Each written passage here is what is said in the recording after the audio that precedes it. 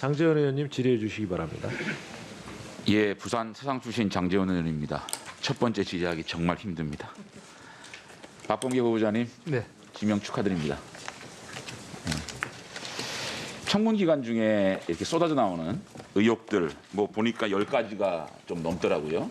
이거 보시면서 억울하셨습니까? 아니면 국민들께 좀 죄송하셨습니까? 뭐 질문을 해주시죠. 아니, 뭐 어떤 감정을 느꼈었어요? 억울한 부분이 컸습니까? 죄송한 감정이 컸습니까? 제가 아까 모두 발언에서 겸손한 청문을 말했습니다. 우리 존경하는 장제원 의원님 질문해 주시면 저도 박 후보자와 함께 같은 시기에 양당의 수석 대변인도 했고 사법개혁특별위원회 간사도 했고 대법관 인사청문회 간사도 같이 했고 또 국정농단 국정조사위원으로 같이 일했고 또 수많은 방송에서 국정 현안을 놓고 토론하기도 했고 그렇기 때문에 저 나름대로 박범계 후보자에 대해서 판단이 있었습니다. 그래서 저는 두 가지 측면에서 나오는 의혹들에 대해서 지켜봤습니다. 이해하는 측면, 좀 더 원정적인 측면에서 지켜봤고 또 한편으로는 청문위원으로서 아주 엄격하게 지켜보기도 했는데요.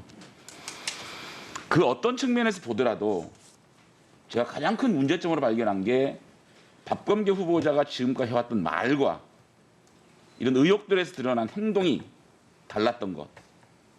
이것이 저는 핵심적으로 문제라고 생각합니다. 지금까지 박범계 후보자께서 주창하시고 역설했던 공정, 정의, 책임, 또 정공법이라는 저서에서 말했던 공평, 정의, 법치 이것을 구현하고자 하고 부합하는 삶을 산 것인가? 그것을 지키려고 노력했던 삶인가? 저는 거기에서 부정적인 생각을 했습니다.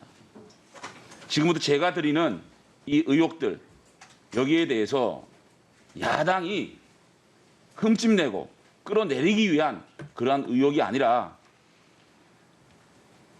박범계 후보자에 대해서 정말 검증하고자 하는 그런 생각이라고 생각하시고 국민 앞에 진솔하게 해명할 건 해봐하시고 또 사과할 건 사과해 주시기 바랍니다. 첫 번째로 제가 가장 주목했던 의혹은 힘없는 고시생들을 폭행하고 폭언하고 협박했다는 의혹입니다.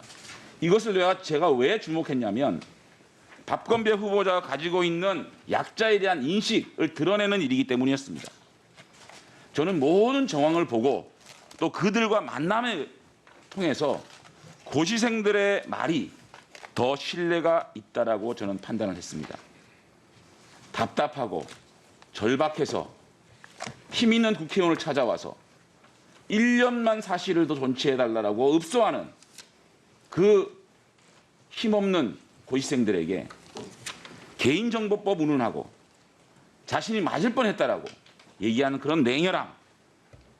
그것이 과연 박범계 후보자가 약자 편에 서 있던 정치인이었느냐? 넘겨보세요. 본인이 정치 입문의 당시에 따뜻한 가슴과 열린 자세로 약자와 소외된 이웃의 편에서 노력해왔다. 정의감과 사회적 약자를 위해 정치를 하기로 결심했다. 이런 초심에 맞는 일이었는가? 자, 묻습니다. 이 사건이 벌어진 날 갑자기 여러 명이 둘러싸서 위협했다라고 입장이 나왔습니다. 맞습니까? 설명해 보시죠. 마저 다 질문을 해주시죠. 아니요, 설명해 주시죠. 본인이 폭행 당할 뻔했다. 여러 명이 나를 둘러쌌기 때문에 이 사건은 유감스럽게도 대표자라는 분이 저를 이 청문 기간 중에 명예훼손 등으로 고발을 해서 말 그대로 사건이 계류 중입니다. 그럼에도 여기에 불구하고 대해서 이 자리에서 이 사건의 전모를 밝히실 용의가 없습니까? 장제원 의원님, 아까 우리 여당 측 의원님 어떤 분이 말씀을 하셨는데요.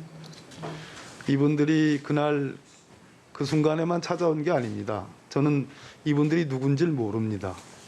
갑자기 와서 둘러싸서 맞을 뻔했습니까? 그 질문만 대답을 해보세요. 대표자라는 분도 본인이 이름을 밝히고 고발장에 이름을 남기니 이제서 아는 거지. 그렇습니까? 사시 존치를 원하는 분들이 여러분이 계셨습니다. 그렇습니까? 자, 넘겨보세요. 그런데요. 자, 조금 들어보세요. 더 말씀을 좀 들어보세요.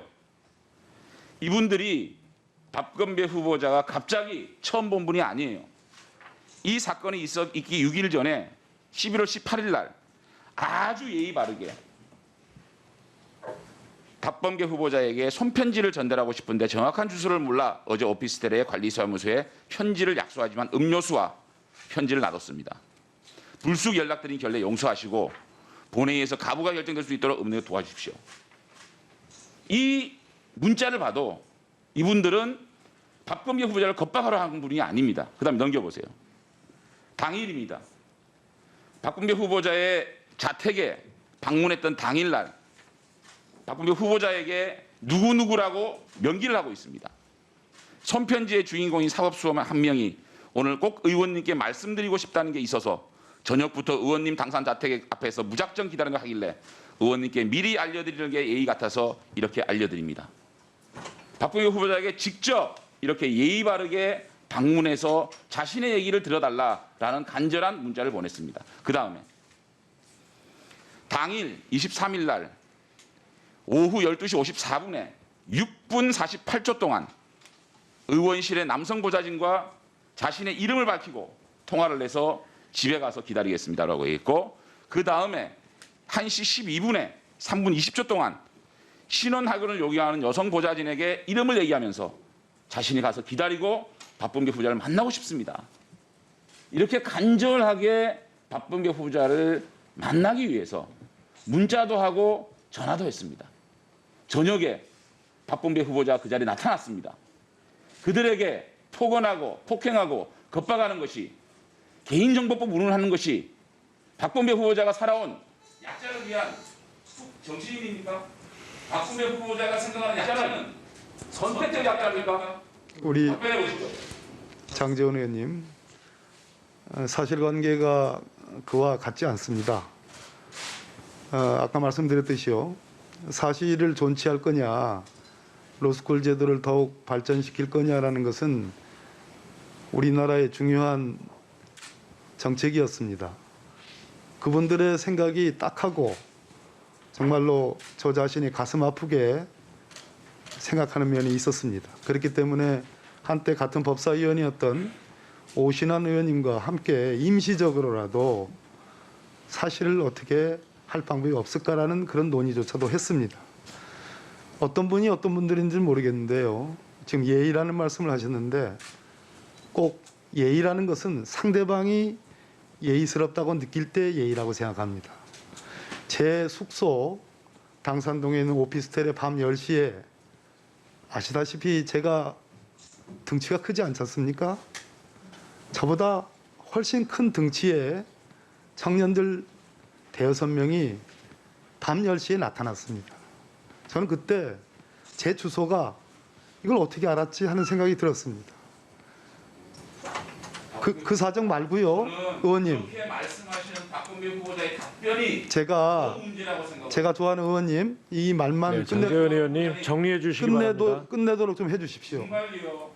제 집에 10시에 오죽 답답하고 오죽 급박하고 오죽 절박하며 자기의 말을 하고 위해서 의원님 그 후보자를 찾아왔는데 후보자께서 그 얘기를 좋습니다. 하고 들어주면 안 되겠습니까? 좋습니다.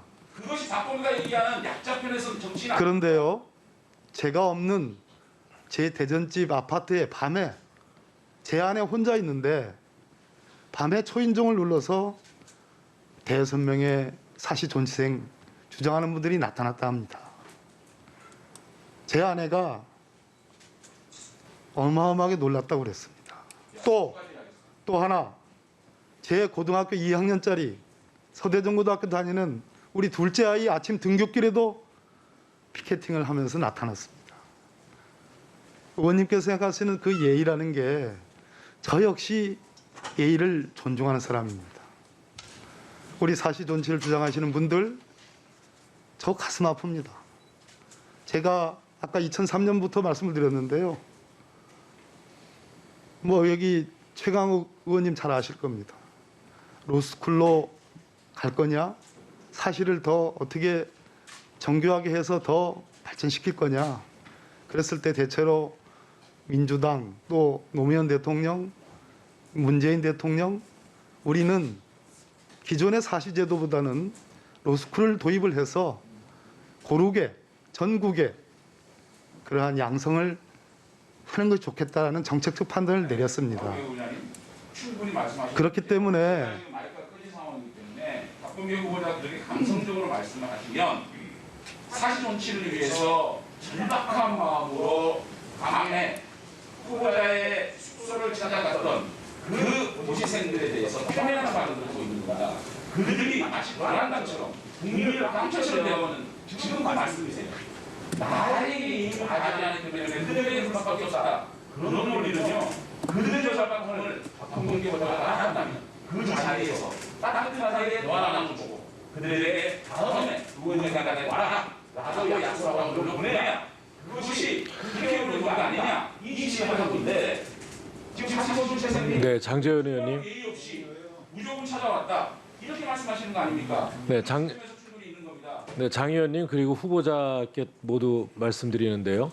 지금 우리가 한 의원님께 7분을 드리고 있습니다. 그 안에 질의와 답변을 모두 맞춰달라는 뜻인데 이렇게 첫 질의사서부터 시간을 어기기 시작하시면 아마 오늘 하루 종일에도 순서가 못 끝나지 않을까 싶습니다. 그러니까 시간을 좀 엄수해 주시고 질문하시는 의원님들이 이제 그 의혹이 많으시기 때문에 후보자의 답변을 채 못 듣는 경우가 있습니다. 근데 후보자께서 꼭 이거는 뭐 답변을 해야 되겠다라고 하는 경우에 제가 아주 예외적으로 짧게 시간을 드리겠습니다. 그 안에 먼저 이 시간 요청을 하시고 위원장의 허락을 받아서 답변을 해주시기 바라고요. 시간이 그 종료되면 질의하시는 위원님이나 답변하시는 후보자 모두 그 이 발언을 중지해 주시기 바랍니다. 네. 예, 다음은 존경하는 송기현 의원님 질의해 주시기 바랍니다. 네, 우리 후보자님. 정말 이제 문재인 정부의 후반기에 공수처도 출범을 하고 수사권 조정도 이제 5월 달부터 진행이 되는 정말 중요한 시기에 법무부 장관이라는 중책을 맡으신 것에 대해서 한편으로는 축하도 해야 되겠지만 한편으로는 정말 많은 수고를 해주셔야 되겠다 이런 부탁 좀 드릴 것 같습니다. 네, 그래서 지금은 뭐 그런 걸 좀 많이 했으면 좋겠다고 생각이 드는데 앞서도 뭐 그런 안에 다른 것이 나왔기 때문에 부득이 말씀을 드릴 수밖에 없는데요. 저는 이 자리에서 사실관계로 확인되지 않은 것을 내용을 가지고 PPT 등등으로 해가지고 단정적인 표현을 써서 마치 어떤 일이 있었다, 폭행, 협박, 폭언 등등이 있었다 이렇게 표현이 되는 것에서 굉장히 안타깝게 생각합니다. 물론 그 당시에 어떤 일이 있었는지는 저도 모릅니다. 뭐 어느 쪽 입장이었느냐에 따라서 다르겠죠. 적어도 분명한 것은 확인되지 않은 사실이라는 거죠. 그거 가지고 지금 확정된 것처럼 그렇게 표현한 건 정말 적절하지 않고 특별히 우리 법사위이기 때문에 더 그런 것은 바람직하지 않다 이렇게 말씀을 드리겠습니다.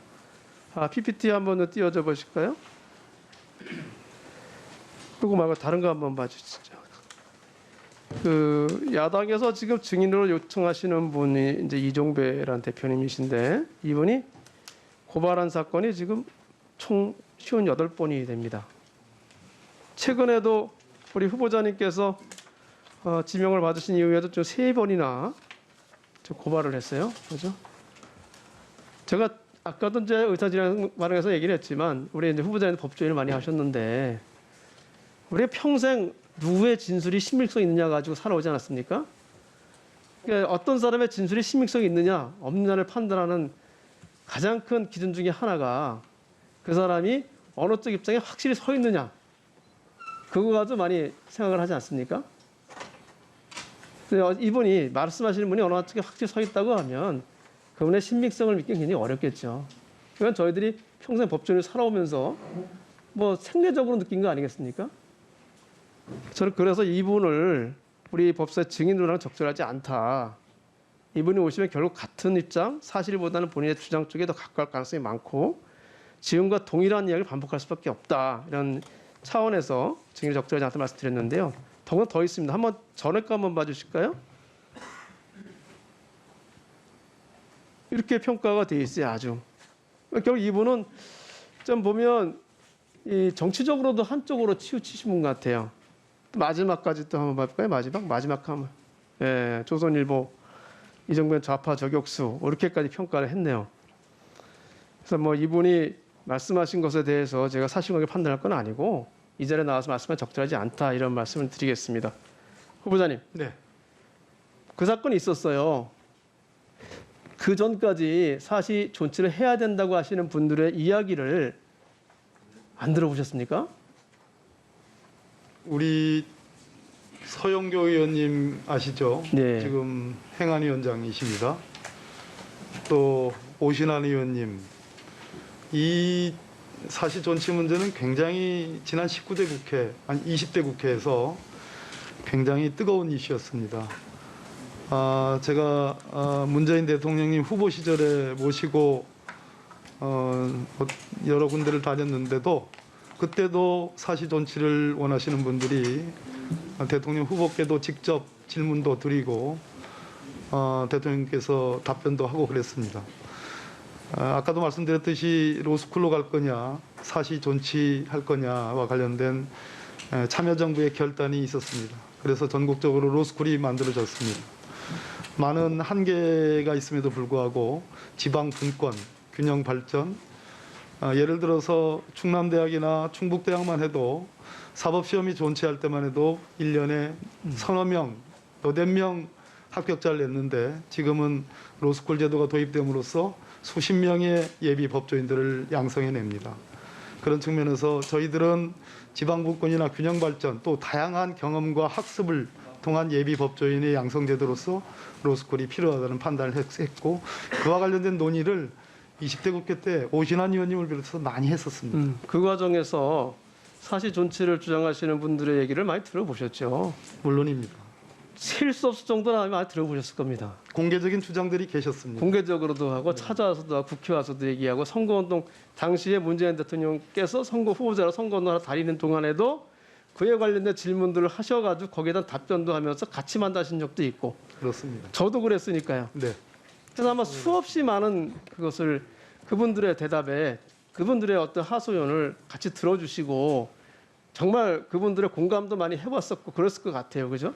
그렇습니다. 제가 결국 과장하는 거 아닐 것 같습니다. 네. 저도 여러 번을 그다음에 법률지원단장을 하면서 저도 여러 번을 들었으니까요. 근데 이게 문제가 있어요.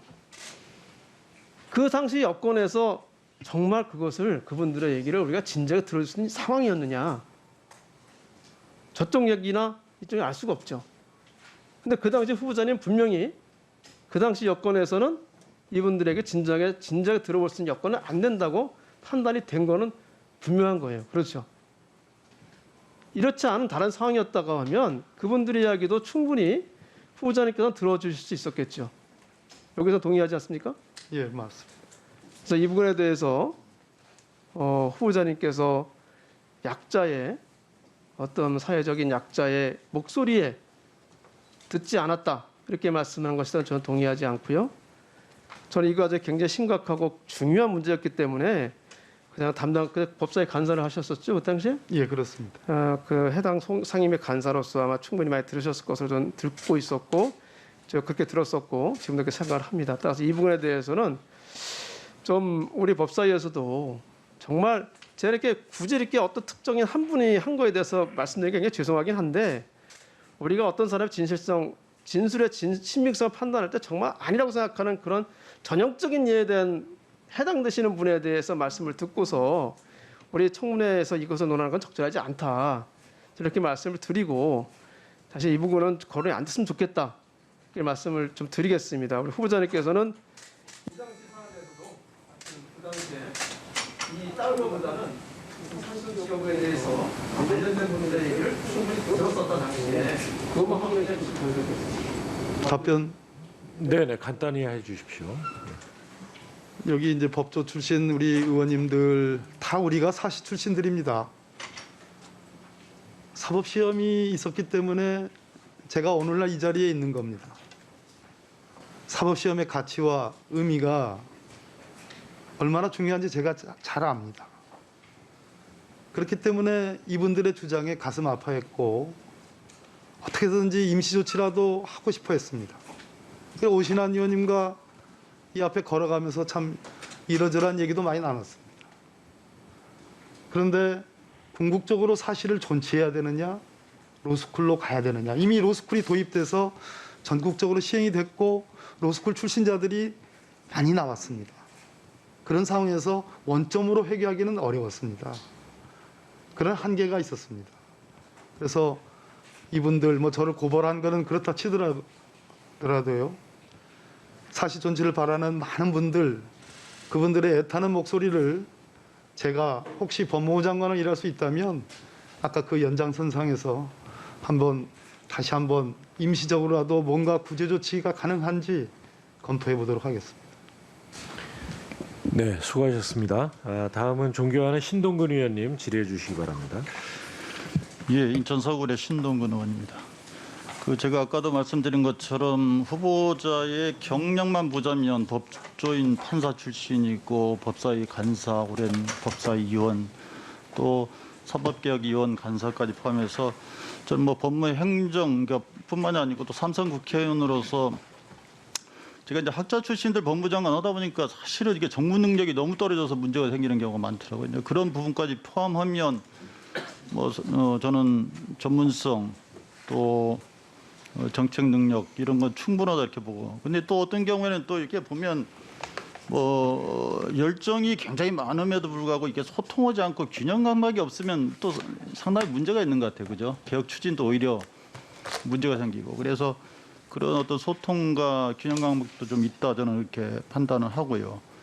다만 이제 도덕성으로 보니까 이게 한 15건 내지 20건 정도 막 자잘한 걸 많이 문제제기 의혹 제기를 했던데, 근데 아까 그 사실 존치생들에 대한 문제는 성견 의원님도 충분히 얘기하셨기 때문에 짧게 얘기하면 어쨌든 간에 당시 정황이나 여러 가지가 있겠습니다만은 저는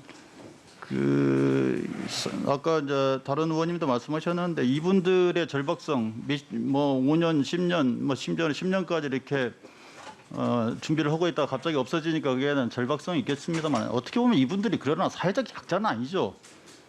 비정규직으로서 열악한 환경에서 손가락 잘려가면서 일하는 노동자도 아닌 거고 말이죠.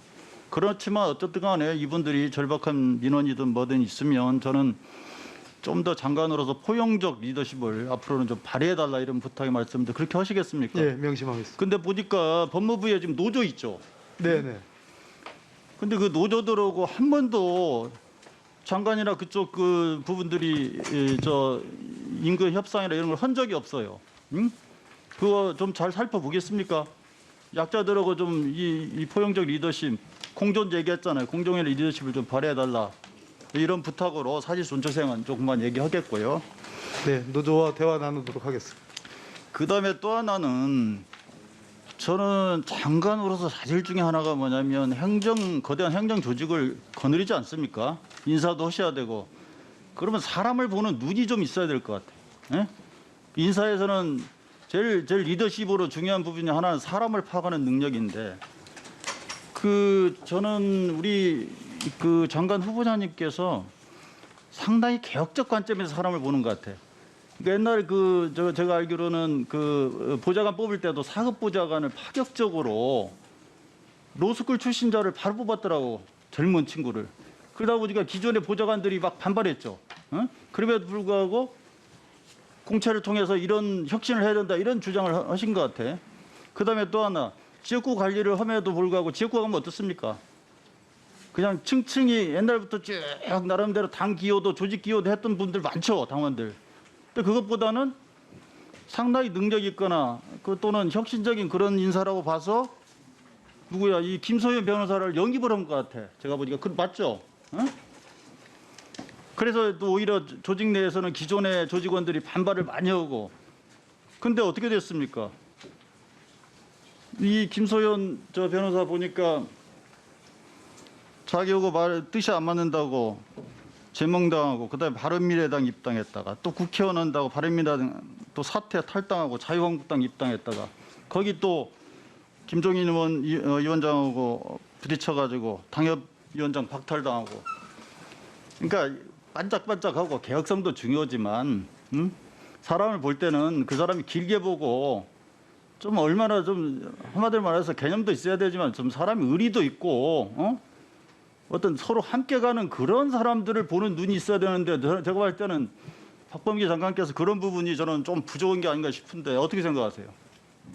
네, 뭐 우리 신동 의원님 지적을 명심하고 한편으로는 제가 사람을 보는 어떤 측면에 대한 날카로운 지적도 해주셨고 또 보충을 해야 될 부분도 말씀하셨습니다. 명심하고 개혁성과 함께 또 함께 갈 수 있는 예, 알겠습니다. 그런 것도 잘. 근데 보면 그 후보자와 관련된 의혹에 한 10대 건 되는데 부동산이란 이런 거 빼고 나면 대다수 8건 정도를 김소연 이 전 시의원이 전부 다 이게 지금 고소고발해서 생긴 건들이에요. 보니까 다 얘기들이. 근데 그 중에서 이제 제일 큰 부분이 그 불법 선거자금 수수를 묵인했다. 근데 그 부분과 관련해서는 어쨌든 간에 지금 검찰의 불기소 또 재정 신청까지 포함해서 전부 다 재항고까지 지금 기각당했잖아요. 그죠? 그래서 법률적으로는 판단이 끝났는데 그러나 이제 저는 이런 문제 역시 저는 그 법률적 판단을 떠나서 그 주변 측근이라든지 이런 부분에 대한 처신이라든지 관리 이런 부분들은 좀 더 철저히 하셔야 된다고 생각하는데 거기에 동의하시죠? 네, 제 불찰인 측면이 없잖아 있습니다. 저는 우리 지방의원들 자치활동, 지방활동에 전혀 관여한 바가 없습니다. 네, 알겠습니다. 그 자유를 굉장히 시간이 존중했고요. 없으니까 뒤에 또 길게. 그리고 또 이 김소연 전 시의원 이분이 보니까 이게 정당 활동 오래 하지 않다 보니까 정당 활동 자체에 대해 잘 모르는 부분이 있으면서 막 바로 의혹 제기를 하는 것 같아요. 그러니까 소위 특별당비라는 거 있죠. 예? 그 특별당비가 마치 무슨 비례 후보를 주는 조건으로 마치 정치 작업을 수수한 것처럼 그렇게 인식하고 있어서 문제 제기를 한 거 아닙니까, 그죠? 근데 이거 잘못이거든요. 왜냐하면 지금 후보자가 이 얘기를 한 건 5월 22일인데 당시에 이미 5월 11일 날 그 비례대표를 결정을 했고 시당위원회. 네, 공천이 확정됐어요. 그다음에 이 12일에는 이미 언론에 밝혀졌어요. 그렇습니다. 그리고 나서 22일 날 얘기했어요. 그러니까 시차적으로 보더라도 이게 무슨 조건이 되는 게 아니야. 돈을 줬다고. 그렇죠. 맞습니다. 그리고 또 하나는 저도 인천시당위원장을 해봤습니다만 비례대표 할 때 그분 명함 들어가지고 공보물 들어가죠. 그죠? 그렇습니다. 지역 후보로 나왔을 때는 자기가 선거장을 다 거기에 쓰였습니다. 쓰는 거죠. 근데 그런 부분에 대한 인식이 전혀 없이 이걸 마치 정치 부정자가 수한 것처럼 그렇게 오인하고 있더라고요. 그러니까 이분의 생각이 상당히 판단에 문제가 있다는 부분을 동의하잖아요. 네, 다 검찰에 그렇게 고발해서 그런 취지로 무혐의가 난 사안입니다. 네, 신동근 의원님 수고하셨습니다. 다음은 존경하는 전주혜 의원님 질의해 주시기 바랍니다. 네, 국민의힘 전주혜 의원입니다. 후보자 지명을 축하드립니다. 네, 감사합니다. 최근 그 후보자에 대해서 새로운 별명이 생겼는데 혹시 들어보셨습니까? 네, 말씀해 주시죠. 양파 또는 썩은 양파라는 이제 별명이 붙었다고 합니다. 그 이유는 근데 까도 계속 비리가 나온다. 비리 백화점이다. 이러한 이야기들을 하고 있습니다. 오늘 엄중한 자리이고 또한 정치인 낙마의 첫 사례가 될 수도 있기 때문에 정직하게 답해 주시기 바랍니다. 후보자께서 현재 공동폭행죄로 지금 재판받고 계시죠? 패스트트랙. 네. 한번 영상 보고 여쭤보겠습니다. 또 유감스럽게도 후보자께서 장관으로 임명이 되시면 형사 재판받는데 최초의 장관이 될 것이다. 이제 이렇게 이야기 나오고 있습니다. 이 영상 보셨습니까? 민주당 보좌진들이 뛰기 시작합니다.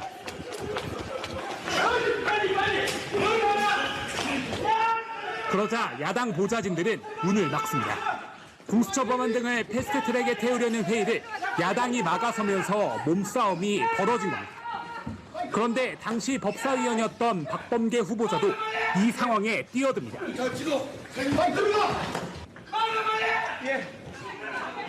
박 후보자가 문을 막고 있던 야당 보좌진의 목을 움켜쥡니다.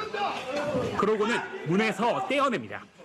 이런 상황들을 고려해 검찰은 물리력을 행사해 회의장을 확보하려 했다며 박 후보자에게 폭행 혐의를 적용한 걸로 보입니다. 이 영상 인정하십니까? 저 영상은 JTBC 기자분이 예, 촬영한 것으로 아는데 저 영상을 구하려고 예. 뭐 아, 영상을 인정하시냐고요? 뭐 찍혔으니까 예. 저것이 여기에 뭐 따른 여기에 나오는 사람이 본인인 건 인정하시죠? 질문하시죠. 예. 답을 해주셔야 됩니다. 영상에 따르면 피해자는 저항하지 않았고요. 일방적인 폭력 행사로 보입니다. 경위를 떠나서 이러한 폭력 행사에 대해서 이 자리를 빌어서 사과할 용이 있으십니까? 전주 의원님, 이번 21대 4월에 등원하셨지 않습니까? 저 일은 2019년 4월에 일어났던 일입니다. 여기에 우리 존경하는 야당 의원님들 후보자님 두 분이 잠시만요. 그 질의에 대한 답변을 해주시죠. 일단 사과할 용기가 있으신지 없으신지 먼저 답변을 해주세요. 이 사건은 지금 수사를 네. 거쳐서 서울 남부지방법원의 재판으로 계류 중인 사건입니다. 거기에 대해서 제가 답변하는 것이 적절하지 적절치 않다는 말씀이신가요? 예. 장관 이제 후보자뿐만 아니라 그 이용구 법무부 차관의 이제 운전자 폭행도 문제가 되고 있습니다. 알고 계시죠? 그 이용구 차관의 행위는 이제 운전자 폭행으로 특가법상 5년 이하의 벌금이나 2천만 원 이하의 벌금에 해당할 수 있습니다. 이거는 반의사 불벌죄에도 해당하지 않습니다. 이게 그 당시 목덜미가 이제 이 정도가 지금 이렇게 상처가 났습니다. 근데 이것이 진단서를 발급받지 않아서 그렇지 만약에 진단서를 발급받았으면은 이것은 폭행이 아니라 상해, 운전자 상해까지 될 수 있는 이제 이러한 행위였습니다. 그런데 당시 경찰은 핵심 증거 중 하나인 블랙박스 영상을 확인하고도 못 본 것으로 하겠다고 했고 일부 사실로 확인돼서 해당 경찰관이 대기 발령 조치됐습니다. 전형적인 봐주기 수사, 덮어주기 수사입니다. 이것이 더 큰 문제라고 생각합니다. 여기에 대한 후보자 생각 어떠십니까? 우리 참 전재 의원님, 이 사건 역시 제가 만약 장관이 된다면 차관으로서 만나야 할 분 아니겠습니까? 서울중앙지검에서 사건이 배당돼서 지금 의원님 말씀하시는 지적까지를 포함해서 지금 엄정하게 수사하는 것으로 저는 보도상 봤습니다. 제가 여기에 대해서 어떤 입장이나 어떤 말씀을 드리는 것은 합당하지 않다고 판단을 합니다. 언론에서는 여론에서는 이 정도의 사안이면 이용구 차관이 사퇴해야 되는 거 아닌가 이런 이야기도 합니다. 어떠신가요? 제가 뭐라고 말씀드릴 위치에 있죠. 엄중한 책임은 물어야 되겠죠? 엄중한 수사는 해야 된다고 생각합니다. 엄중한 책임을 물었습니다. 아직 책임 소재는 밝혀지지 않았다고 봅니다. 엄중한 수사를 해서 결과가 진실이 밝혀지면 거기에 대한 상응하는 책임은 물으시겠어요? 가정적인 질문이십니다. 엄중한 수사만 하겠다. 지금 현재 후보자 답변은 이런 것인 거죠? 뭐 제가 엄중한 수사를 하라 네. 마라 할 위치에 있지 않습니다. 하도록 노력하겠다는 이제 그런 말씀이시고요. 그 마지막으로 아까 그 나왔던 그 사시 준비생 그 폭력 영상 한번 다시 보여드리겠습니다. 영상이 아니라 이제 이거 담당 그 장소에 있었던 사람의 녹취입니다. 배후를 따져 물었단 겁니다. 자리에 있었던 사람은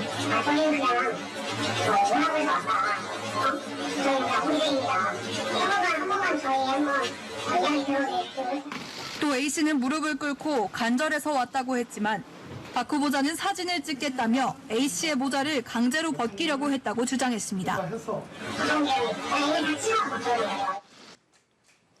예. 행위에 대해서 여쭤볼게요. 앞서 경위에 대해서 여러 차례 말씀하셨는데요. 그 당시에 후보자는 이 준비생들에게 폭언한 사실은 있으세요? 답변하실 수 없습니까? 지금 말씀해- 계류 중인 사건 아니겠습니까? 아까 폭언을 우리 했고, 의원님 중에 네. 50몇 번을 고발을 하신 분이라는데요. 제가 두렵습니다. 지금 이 목소리는 그 이종배 대표가 아니라 그 당시 있었던 사람의 그 폭언을 당한 그 학생의 목소리입니다. 그러면 이 부분 폭언하고 주민등록증 내놓으라고 하고 사진 찍고 이런 것은 다 인정하지 말씀 못하시겠다는 건가요? 고발하셨습니까? 거기에 대해서 수사가 이루어지지 않겠어요? 후보자의 부정적으로 누가 받았어요? 네, 수고하셨습니다. 다음은 존경하는 김종민 의원님 질의해 주시기 바랍니다. 예, 충남 논산 계령금산의 김종민입니다. 먼저 우리 후보자님 후보 지명을 축하드립니다. 그동안에 판사 생활 이후에 이 험난한 정치권에 들어오셔가지고 이 사법 개혁과 관련돼서 오랫동안 애를 쓰셨는데 뭐 국회의원도 상당히 중요한 자리입니다만 또 법무부 장관이라는 자리가 그동안에 평소에 갖고 계셨던 그런 사법개혁에 대한 뜻을 펼칠 수 있는 그런 좋은 기회라고 생각이 들어서 지금 국민들의 이 사법개혁, 검찰개혁에 대한 의지를 앞장서서 잘 대표해 주시기를 간곡하게 당부드립니다. 최근 들어서 우리 국민들의 가장 큰 관심사는 검찰개혁입니다.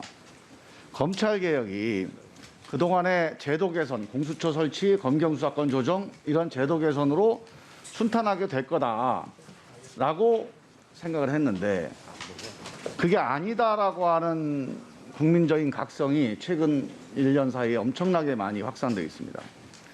그래서 추미애 장관이 법에 보장된 검찰에 대한 지휘 감독권을 발동해서 검찰개혁의 방향을 잡기 위해서 노력을 했습니다만 국민들은 이 장관의 지휘 감독권에 대해서 이거 갖고도 안 되겠구나 하는 생각들을 많이 하고 있습니다. 이제 새로 신임 장관 되시니까 이 장관의 지휘 감독권에 대한 말씀을 좀 여쭤보려고 합니다. 이 장관의 지휘 감독권은 법률 전문가로서 전문적인 판단보다는 국민을 대표하는 정무직 공직자로서 전문직 공직을 지휘하는 그런 의미가 더 크다고 봅니다, 저는. 그런 측면에서 이 국민과 민심을 대변하는 지휘 감독이 돼야 되는데 지금 검찰에 대한 지휘 감독의 핵심 저는 여러 가지가 있지만 검찰 스스로가 권력이 돼서 제 식구 감싸기를 하는 특권 집단이 되는 스스로에게는 반칙을 하는 이런 검찰 제 식구 감싸기 특권과 반칙에 대한 지휘 감독이 저는 장관의 지휘 감독 업무의 제일 핵심이라고 생각합니다. 어떻게 생각하십니까? 네, 특권과 반칙이 있어서는 안 되고 있고요. 국민들이 검찰개혁을 원하는 이유는 검찰권의 남용이 있었고 그 남용을 적어도 제어해야 될 검찰총장의 여러 가지 직무상의 지휘 감독권이 함께 그 남용과 어우러졌던 측면이 없지 않아 있습니다. 그렇기 때문에 김종민 의원님께서 말씀하시는 법무부 장관의 지휘 감독권도 검찰권의 남용의 부분, 특히 인권 보호와 적법 절차 부분에 충실해야 된다고 생각합니다. 예, 그게 이제 일반적이긴 한데 보통 법무부 장관의 지휘 감독은 좀 신중해야 된다, 절제돼야 된다, 또 이런 합의도 있는 거 아닙니까? 이 법정신에도 담겨 있다고 봐요. 그 제도적 자제가 필요한 그런 조항입니다. 이 조항이 있다고 해서 그냥 쓰는 건 아니에요.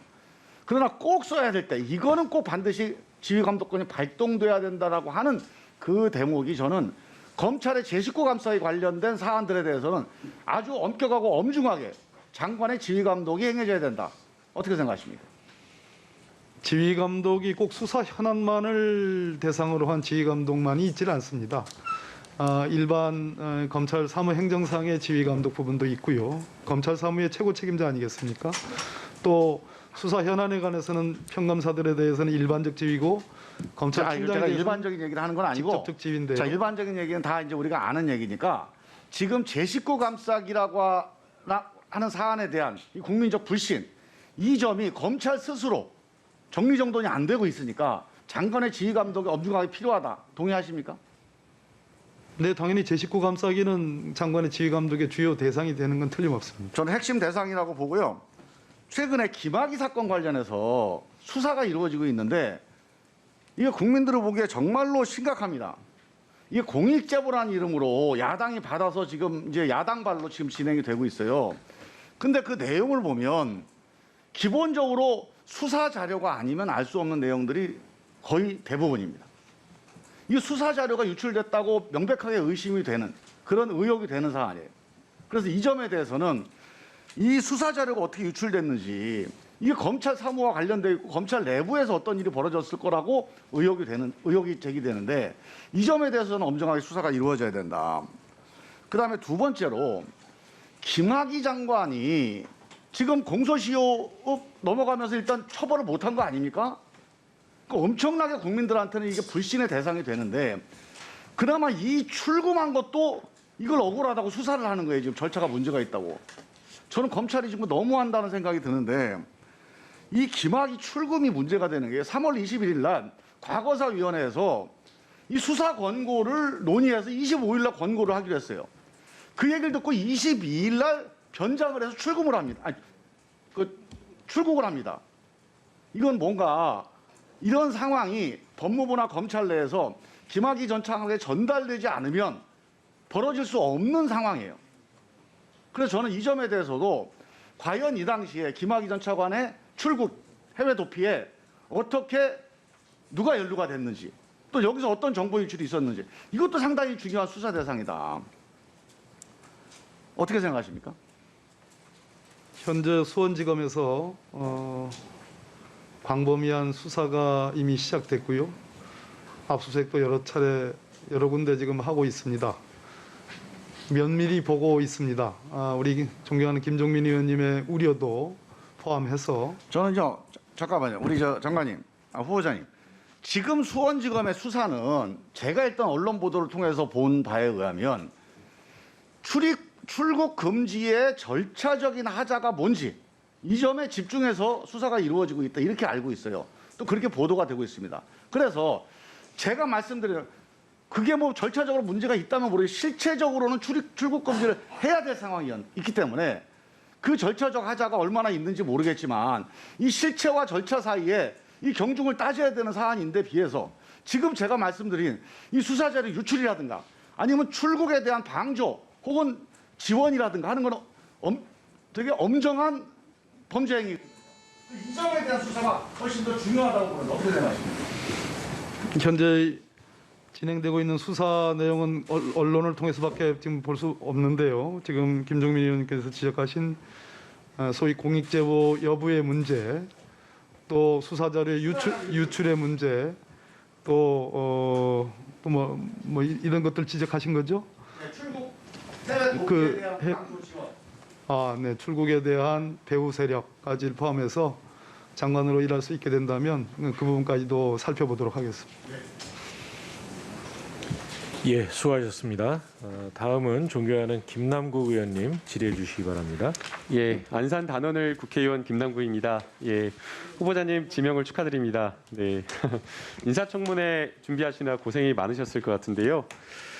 저는 후보자가 가진 여러 가지 자질 중에서 많은 것들이 있겠지만 후보자가 가진 도덕성과 가치 철학 이러한 것들이 굉장히 중요하다고 생각이 됩니다. 이러한 어떤 가치 철학은 그냥 뭐 책을 읽는다라고 해서 습득할 수 있는 것이 아니라 후보자가 살아온 이력, 특히나 어렸을 때의 여러 가정 환경이나 이런 것들과 상당히 큰 영향을 받는 것으로 생각이 되는데요. 최근에 언론 보도를 보니까 이제 잘 알려지지 않았던 것 같아요. 후보자가 정치를 오래 했음에도 불구하고 부모님이 모두 장애인이었다라는 그런 좀 이야기와 또 아버지께서는 오래전에 40여 년 전에 실종 신고가 되어 있는 상태에서 호르몬이 밑에서 어렵게 성장한 이러한 어떤 스토리들이 좀 보도가 된 것 같은데 이러한 어떤 후보자의 어떤 살아온 이력과 이러한 것들이 법무 행정을 함에 있어서 어떤 철학과 어떤 가치를 가지고 하겠다라고 하시는지 그러한 것 소회를 좀 짧게 말씀해 주시면 좋을 것 같습니다. 아까 존경하는 우리 장제원 의원님께서 따뜻한 눈이 부족하지 않았느냐라는 지적이 있었습니다만 우리 존경하는 김남국 의원님, 제가 아버지와 어디 손잡고 나가본 기억이 없는 사람입니다.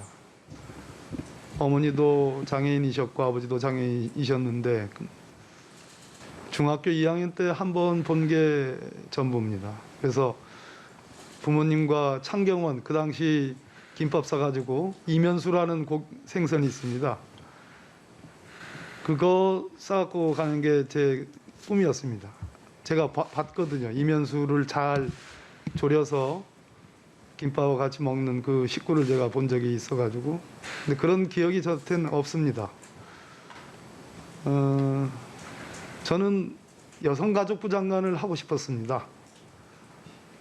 그렇게 해서 제 자서전에 나오는 얘기들인데요.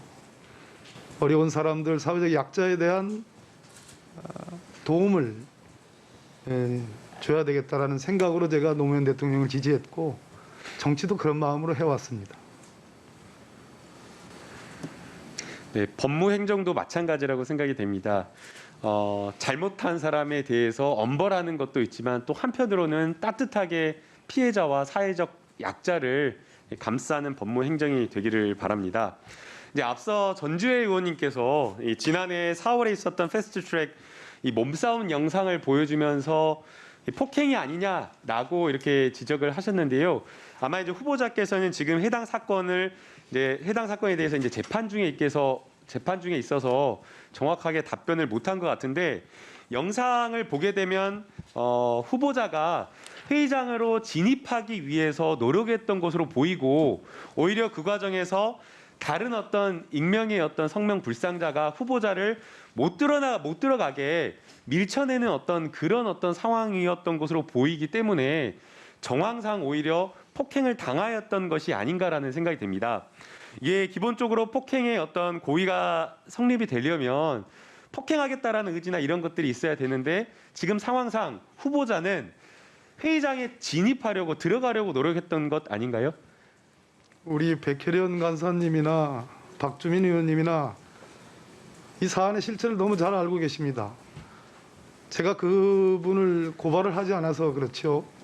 그분은 우리 야당 의원님들도 아니십니다. 또 보좌진도 아닙니다.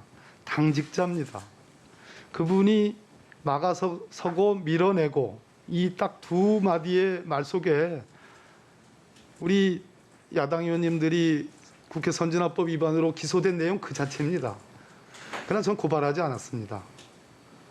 그 문제는 혹시 야당 의원님들께서 여쭤주시면 그때 제가 임했던 제 마음 상태가 어땠는지 설명드릴 수 있습니다. 네, 재판을 통해서 이제 충분하게 합리적인 결론이 날 것으로 보이고요. 최근 이제 주말에 그 후보자의 어떤 정책과 관련되어서 조금 여러 가지 이제 논란이 있었던 것으로 보이는데요. 수사기소 분리와 관련되어서 관련된 문제인 것 같습니다.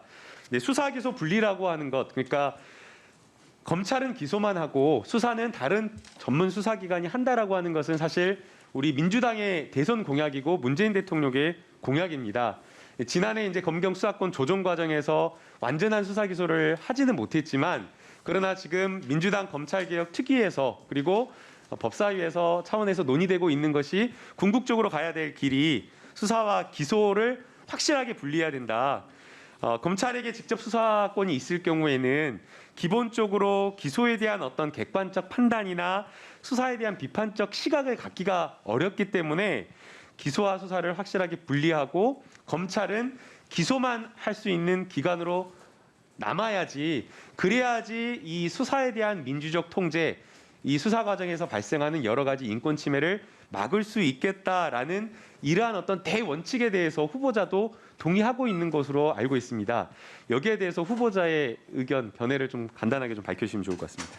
제가 불과 지난해 12월 30일 날 대통령으로부터 지명을 받았는데요. 그 전까지 우리 존경하는 민주당의 여러 법사위원님들 또 최강 의원님 포함해서 같이 논의했던 상대방입니다. 제가 매일 하루에 수백 개, 수십 개의 문자들이 옵니다. 얼마나 많은 국민들이 검찰이 검찰권의 남용을 통해서 검찰 개혁을 원하는지 제가 잘 알고 있습니다. 그중에 으뜸이 수사 기소 분리론인 것 같습니다. 함께 논의해왔고 제가 장관으로 취임한다 하더라도 여야 의원님들과 함께 수사 기소 분리에 대해서 좋은 방안들을 머리를 맞대고 상의를 드리겠습니다.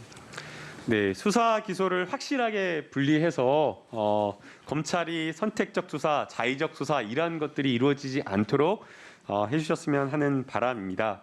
인사와 관련되어서 후보자의 간단한 전략을 마지막으로 좀 짧게 말씀해 주시면 좋을 것 같습니다. 인사요? 예. 장관으로 임명될 수 있는 기회를 허락해 주신다면 조만간 인사를 해야 될지도 모르겠습니다. 조국 장관님 또 추미애 장관님을 통해서 이루어진 인사 여러 차례 있었습니다. 그 인사의 대원칙들이 비교적 저는 찬성했고 이 자리에서도 그 점을 높이 평가한 바 있습니다. 특히 형사 공판부 우대, 이것은 앞으로 우리 검찰이 수사권 조정을 통해서 앞으로 다뤄야 될 주 포인트, 즉 인권, 적법 절차, 사법적 통제라는 세 가지 관점에서 매우 중요한 업무입니다. 그런 현임 전임 장관들께서 이어왔던 그런 인사의 대원칙을 존중하고 더 가다듬겠다라는 말씀을 드리겠습니다. 네, 수고하셨습니다. 다음은 존경하는 조수진 위원님 질의해 주시기 바랍니다. 위원장님, 자료 제출 요구 간단히 좀 앞에 하고 질의할 수 있을까요? 제가 마지막인 것 같아서 말씀드립니다. 하십시오. 네. 자료 제출 요구를 좀 드리겠습니다. 후보자는 1994년 서울 남부지원 판사로 임관해서 약 8년 동안 판사직을 수행하고 이후 청와대 그리고 9년간 국회의원으로 재직하면서 그동안 공직자 재산 신고만 20번가량을 수행을 했습니다. 이번 인사청문회를 준비하면서 확인한 결과 그동안 공개된 후보자의 10여 차례 공직자 재산 신고에서 매번 신고 누락이 발생한 사실이 발견됐습니다. 지금까지 확인된 공직자 재산 신고 자료로 반복적인 신고 누락을 확인했지만 고의성을 확인하고 이를 악용했는지 여부를 확인하기 위해서는 그동안 지역구 공직선거 출마 시 제출한 내역을 확인할 필요가 있다고 봅니다. 지역구 국회의원 후보자는 선거 공보물에 상세 내역이 기재됩니다. 그러나 후보자는 거듭되는 요청에도 해당 자료를 제출하지 않고 있습니다.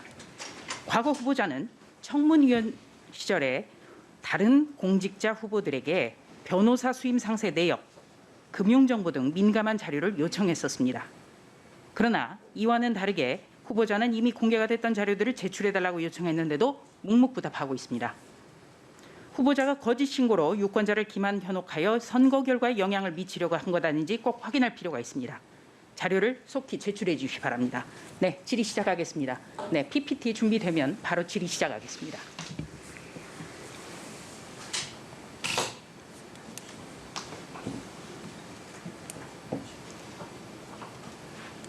네, 바로 1월 19일 바로 이 자리에 있었던 김진욱 공수처장 후보자 인사청문회였습니다. 자, 이렇게 물어보죠. 적법 절차를 지키지 않으면 그 수사는 아무리 목적이 좋아도 정당성을 인정받을 수 없지요. 이렇게 물어보니까 공수처장 후보자는 계속 반복해서 답합니다. 네, 정당성 없다. 헌법 정신이라고도 이야기를 했습니다. 이 차원에서 질의하겠습니다. 지금 김학의 전 법무부 차관 출국 금지 과정에서는 불법성에 대한 의혹들이 꾸준히 제기되고 있습니다. 은폐 조작도 시도가 됐습니다. 더 심각한 문제는 그런 범죄 혐의자들이 지금도 불법 출금 수사에 관여하고 있다는 사실입니다. 가짜 사건 내사 번호를 가짜로 기재해서 위조 출국 금지 서류를 통해서 출국을 막은 행위, 여기에 대해서 법무부는 급박하고 불가피한 사정을 고려할 필요가 있다라고 얘기했지만 보시는 바와 같이 공수처장 후보자도 후보자 시절에 인사청문회에서 정당성을 인정받으려면 적법 절차를 지켜야 된다. 그러니까 절차를 굉장히 중요시했거든요. 네, 어떻게 생각하세요? 저희들이 법과대학을 다닐 때 실체적 진실 발견과 적법 절차는 형사사법의 양대 축입니다. 네, 정당성, 그러니까 절차적 정당성 반드시 지켜줘야 되는 것이죠. 절차적 정당성 중요합니다. 네. 그렇다면 김학의 전 법무부 차관 출국 금지 과정의 불법성에 대해서는 아무리 목적이 좋아도 정당성이 결여된 거죠. 우리 조수진 의원님, 네, 간단하게 그냥 질의하는 데에서만 답변해 주시기 바랍니다. 저도 그러고 싶습니다만은 아니, 후보자님 많이 거치셨잖아요, 청문회. 답변해 주시기 바랍니다. 지금 이 수사가 제가 생각한 것보다 훨씬 크고 빠르게 넓게 진행되는 듯합니다. 자, 후보자님, 허위 공문서 작성죄 이거는 불가피한 사정을 운운해서는 안 되죠? 답변해 주시기 바랍니다. 그래서 뭐 구체적인 여러 사실관계를 몽땅 그려서 죄명으로 표시를 하셨는데요. 네, 지금 그 속에 있는 언론 보도가 굉장히 사실관계들은 상세히 아직 나오고 있기 때문에 이렇게 압축해서 질문 드리는 겁니다. 허위 공문서 작성죄 이거 불가피한 사정 운운하면은 스스로 범죄 집단의 일각임을 자인하는 것 아니겠습니까? 어떻게 생각하세요? 후보자로서 직접적인 답변을 하기에는 의원님 말씀이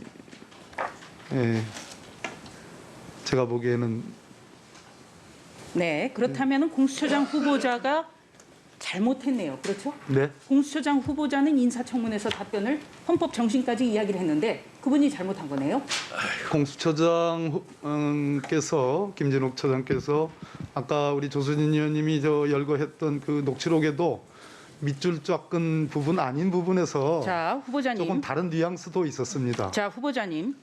이 전반적인 상황, 지금 언론 보도에서 지금 대서특필되고 있습니다만 이 사건은 대통령의 진상 지시 규명, 그러니까 진상은 규명하기 위해서는 공소시효 그런 거 구애받지 말라 이런 지시가 있었고 이후 현재 법무차관인 이용구 법무실장과 현재 여당의 국회의원인 법무부 검찰 과거사위원회 기획이 발단이라는 언론 보도가 계속 나오고 있습니다. 철저하게 수사하셔야겠죠.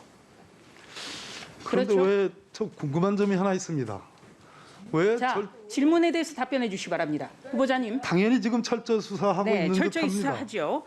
자, 철저히 수사해야 된다고 했지만 절차적 정당성에 대해서 뚜렷한 말씀은 안 하신 걸로 그렇게 해석하면 아니, 되겠습니까? 절차적 정당성 중요합니다, 의원님. 네. 본 후보자 절차적 정의를 대단히 중요시하는 사람입니다. 네, 고맙습니다. 그런데 왜 이 사건이야 됩니까? 아니죠. 왜 사건을 가려서는 안 되지 않습니까? 왜 김학의 전 차관 사건이 절차적 정의를 실현하는데 후보자님. 왜 이것이 네, 후보자님. 미란다의 원칙에서 대상이 미란다가 돼야 되는 것에 대해서 미란다 저는 성인 군자였습니까? 법 앞에서 그리고 절차적 정당성은 그러니까 왜 이 사건이야 그 사람이, 됩니까? 아니, 이 사건이 보도가 됐지 않습니까? 그렇기 때문에 최초로 지금 문제 질의를 제기를 하는 하신 분이 누군지는 모르겠는데요. 후보자님, 그 사건이라든지 그럼 사람에 따라 달라져야 됩니까? 이 사건의 기준이 달라져야 됩니까? 사람에 따라서? 이 사건의 본질이 절차적 정의냐 실체적 정의냐라는 자, 문제 아니겠습니까? 다음 질의 근데 왜 이 드리겠습니다. 사건을 PPT 가지고 준비해 주십시오. 검찰이 말하는 절차적 정의를 표본으로 삼은 것에 대해서는 저는 절차적 정의는 국민들이 이걸 사람을 납득할 가려서는 수 안 된다고 저는 있겠습니까? 알고 있습니다. 자, 이런 기사가 나왔습니다. 박범계 후보자 아들 13살 때 대치동 세대주. 자, 이 사건 언론 보도 통해 가지고 좀 들으셨을 걸로 저는 알고 있습니다. 자, 후보자님 사례를 제가 하나 들을게요. 한 공직 후보자가 초등학생 아이의 주소지를 후보자와 함께 옮기지 않고 자녀만 따로 뒀습니다. 이거 위장 전입입니까 아닙니까? 제 아들은 위장 전입 아닙니다. 자. 위장 전입이라 함은 자, 후보자님. 새로운 주소로 살지도 않으면서 옮기는 것이 위장 자, 전입인데요. 제가 제 지금까지 아들은 말씀드린 살고 있던 사례는 곳에서 후보자에 관한 것이 아니라 김대지 국세청장 후보자 청문회에서 나왔던 이야기고요. 바로 김대지 국세청장은 위장 전입이다. 위장 전입을 사과드린다. 이렇게 답변했기 때문에 김대지 국세청장 사례를 질의한 것입니다. 저에게 답변할 네. 기회를 좀 주셨으면 자, 좋겠습니다. 후보자님이 총선을 위해서 국회의원 선거를 위해서 대전으로 이사를 했고요. 배우자도 주민등록을 대전으로 옮겼습니다. 그런데 13살 아들은 서울에 남았습니다. 배우자는 서울에서 아이를 돌본 것이죠? 돌봤죠? 조수진 의원님, 아니, 제가 질의하고 있지 않습니까? 제 아들은 5학년, 6학년을 다녔던 그 대곡 초등학교에서 졸업을 불과 40일 남겨놓은 상태에서 있었던 거고요. 아니, 그러니까요. 제 아내는 자, 제가 제 질의하는 아내는- 것은 자, 후보자님. 후보자가 대전으로 이사를 했어요. 왜? 대전에서 출마를 하니까.